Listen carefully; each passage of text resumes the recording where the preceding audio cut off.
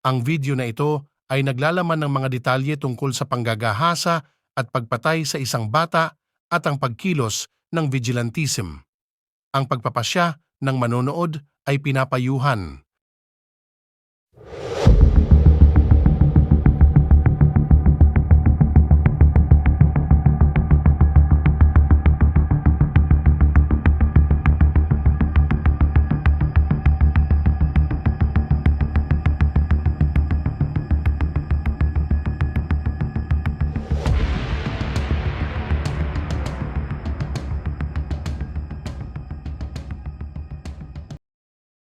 Welcome sa aming YouTube channel. Kung bago ka pa lang sa aming channel, siguraduhing mag-like and subscribe para updated kayo sa mga bago naming mga videos. Maraming salamat po. Siya si Marianne Bachmeier, isang babaeng West German na bumaril at pumatay kay Klaus Grabowski. Dahil dito, hinatulan si Bachmeier ng manslaughter at labag sa batas na pagkakaroon ng baril. Tumayo siya sa likod ng lalaki, hinila ang gatilyo at nakuha niya kaagad ang hustisyang inaasam-asam niya dahil ito'y desperada.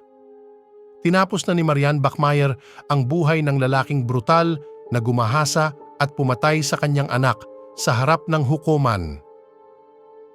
Pinaghandaan niya ang araw ng kanyang paghihiganti at ikinagugulat ito sa buong Germany. Ang ilan ay sumuporta sa kanya, ang iba naman ay nakikita siya bilang isang kriminal, ngunit para kay Marianne, ito lamang ang paraan para matupad ang kanyang plano. Higit na nagbibigay sa kanya ng hustisya na naghangad na wakasan ang buhay ng lalaking pumatay sa kanyang anak. Siya ay sinentensyahan lamang ng 6 na taon, ngunit nagsilbi lamang ng 3 years na unawaan ng hukuman ang motibasyon at kung paano gumagana ang kanyang utak noong panahong iyon. Ngunit pagkaraan ng mga taon ay isisiwalat niya ang katotohanan sa likod ng lahat ng ito. Ang kwento ni Marianne ay palaging may marka ng trahedya. Ang kanyang relasyon sa kanyang mga magulang ay malayong malayo. Halos hindi niya nakakausap ang kanyang ina at araw-araw ay pinagdusahan niya ang pagiging anak ng isang dating opisyal ng hukbong Nazi. Gayunpaman ang pagdurusang iyon ay hindi lamang doon dahil noong siya ay 16 taong gulang, siya ay nabuntis at pinilit siya ng kanyang ina na ibigay ang sanggol para ipaampon. Makalipas ang 2 taon, ganoon din ang pinagdaanan niya. Sa pagkakataong ito ay may sanggol na ipinanganak bilang resulta ng panggagahasa, isa sa maraming panggagahasa na dinanas niya sa buong buhay niya. Walang masayang karanasan si Marianne, ngunit nang siya ay tumuntong ng 23 years old, si Anna ay dumating sa kanyang buhay, ang anak niyang babae na nagbigay sa kanya ng liwanag at pagmamahal. Nagdesisyon siyang palakihin ito bilang isang solong ina. Iyon ang ipinahiwatig sa kanya sa oras na iyon. Si Anna ang naging mata ni Marianne. Lahat ng kanyang ginagawa ay may kaugnayan sa kapakanan ng kanyang maliit na anak na babae. Nakita niya sa anak ang kanyang pag-asa na lumabas at makawala sa lahat ng pagdurusa na naranasan niya noong bata pa siya. Gayunpaman, tulad ng lahat ay namumulaklak, ang anino ni Klaus Grabowski ay lumitaw, isang lokal na butcher na naging pinakamasamang bangungot na maiisip para sa kanya at sa kanyang maliit na batang babae. Sinabi ni Anna sa kanyang ina na makikipaglaro siya sa isang kaibigan. Gayunpaman, siya ay naakit ni Grabowski na nag-imbita sa kanyang bahay upang magpalipas ng oras kasama ang kanyang mga pusa. Sapat na iyon para magdesisyon ang dalaga na magsinungaling sa kanyang ina at pumunta sa lugar kung saan magtatapos ang lahat ng kanyang pangarap. Ang mga sumusunod ay napakabrutal. Dumating siya sa bahay ng walang awa na butcher na ito at nagsimula ang isang bangungot na hindi niya matakasan. Siya ay kinidnap, ginahasa at kalaunan ay pinatay. Ang plano ng kakilakilabot na kriminal ay ilibing ang bangkay at pagkatapos ay magpanggap na parang walang nangyari. Ngunit nagkamali siya na sabihin sa kanyang kasintahan na sa wakas ay isinuko siya sa pulisya. Nakakagigil ang nangyari at ito ang tuluyang sumira sa mundo ni Marian. Nang malaman niya ang nangyari sa kanyang anak, nangako siyang maghihiganti. Hindi niya sinabi sa sinuman, ngunit sa kanyang isip, mayroong isang malinaw na ideya. Kailangan niyang magkaroon ng isang uri ng kabayaran para sa lahat ng pagdurusa na kailangan niyang pagdaanan bago umalis sa mundong ito. At iyon ay kung paano nang walang nakakaalam nakakuha siya ng isang Beretta M1934 pistol, natutunan niyang paano gamitin ito at naghanda para sa malaking araw.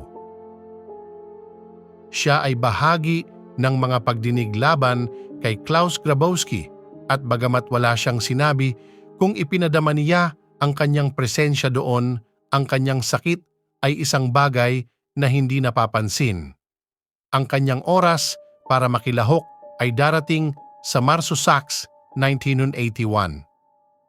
Nakahanda na ang lahat para sa kanya na tumestigo laban sa lalaking pumatay sa munting si Ana sa pinakanakakatakot na paraan na posible. Ngunit mayroon siyang ibang ideya sa isip, ibang-iba. Maya-maya pa ay dumating na siya sa court. Hindi siya sinuri ng mga guwardya habang sinusuri nila ang lahat. Hindi alam na sa kanyang Amerikana ay itinatago niya ang sandata kung saan determinado siyang maghiganti. Pagpasok ni Marian sa courtroom, nakaupo na ang kriminal. Tahimik siyang lumapit sa kanya hanggang sa marating niya ang kanyang likuran at nang walang umasa, hinugot niya ang kanyang pistola at nagpaputok ng 8 beses kahit na ang huling bala ay hindi kumawala. Ang nangyari ay nagpa-freeze sa lahat maliban sa mga guwardya na dumating upang pigilan siya pagkatapos ng kanyang paghihiganti. Siya ay nasa isang uri ng kawalan ng ulirat, ngunit nasabi niya ang ilang mga salita. Pinatay niya ang anak ko. Gusto ko siya barilin sa muka, pero binaril ko siya sa likod. Sana patay na siya. Natuwa siya dahil nagawa niya ang hustisya, ngunit bigo siya dahil hindi niya ito mabaril ng direkta para makita niya ang mukha nito. Nagpasya si Marian na sabihin sa mga investigator na hindi niya lubos na nalalaman ang kanyang ginagawa. Gayunpaman, walang naniwala sa kanya na hindi siya nagsanay sa baril bago ito gamitin. At doon, sa lahat ng mga opinyon ng eksperto, na hiniling sa kanya na magsulat ng isang bagay sa isang piraso ng papel upang pag-aralan ang kanyang sulat kamay. Iyon ay isang paraan upang makita kung siya ay nasa isang uri ng trance o hindi. Ang isinulat ni Marian ay ikinagulat ng lahat. Ginawa ko ito para sa iyo, Ana, kasama ang 7 puso, isa para sa bawat taon na tinitirhan ng batang babae, pati na rin ang bilang ng mga bala na kanyang pinatay kay Klaus Grabowski. Ang lipunang Aleman ay ganap na nahati habang ang ilan ay sumuporta sa kanya at tinawag siyang naghihiganti na ina. Ang iba ay nakakita sa kanya bilang isang kriminal na gumawa ng hustisya sa pinakamasamang posibleng paraan. Sa wakas ay nasentensyahan siyang magsilbi ng 6 na taon sa bilangguan kahit na siya ay nakakulong lamang ng 3 taon bago siya pinalaya. Sa sandaling makalabas sa bilangguan, lumipat siya sa Nigeria kung saan siya nagpakasal, ngunit pagkatapos ay nanirahan mag-isa sa Sicily at pagkatapos ay bumalik sa Germany upang mabuhay sa kanyang mga huling araw doon. At ito ay kapag siya ay bumalik sa kanyang sariling bansa na siya lamang ang nagbigay sa kanya ng panayam. Doon ay ipinagtapat niya ang isang bagay na pinag-iisipan ng maraming taon. Nasa trance ba siya noong pinatay niya si Grabowski? Ang sagot ay isa at ito ang pinakamagkakaugnay sa lahat. Maingat niyang inihanda ang pagpaslang sa lalaking nag-alis sa kanyang pinakamahalagang pagkatao, ang taong handa niyang ibigay ang kanyang buhay at sa wakas ay nawala.